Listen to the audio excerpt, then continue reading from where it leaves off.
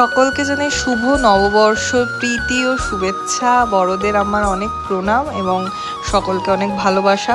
তো সকালটা আজকে খুব সুন্দরভাবে শুরু হয়েছে।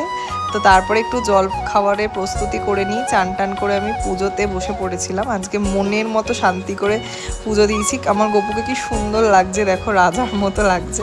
তো তারপরে ভালো করে ফুল টুল দিয়ে মনের মতো শান্তি করে একটু পুজো টুজো দিয়ে নিয়ে তো তারপরে এবার রান্নাবান্নার কাজে দিলাম। তো প্রথমেই জলখাবারের ফেভারিট আমার লুচি হয়েছিল, তারপরে বিরিয়ানির প্রস্তুতি করছিলাম। আজকে মাটন বিরিয়ানি হয়েছিল আর মাটন কষা অল্প করে করেছিল মা। তো বিকালবেলা আমি আর সৌরভ মিলে একটু রেডি হয়ে গেছিলাম, একটু সন্ধ্যেবেলায় বেরিয়েছিলাম। তো একটা ক্যাফেতে গিয়েছিলাম। তো আমি একটা পেট ভরাই ছিল, বেশি কিছু না, জাস্ট একটা পিৎজা আর কোল্ড কফি আমি অর্ডার করেছিলাম। তো তারপরে কোল্ড কফিটা চলে এসেছিলো, খেয়ে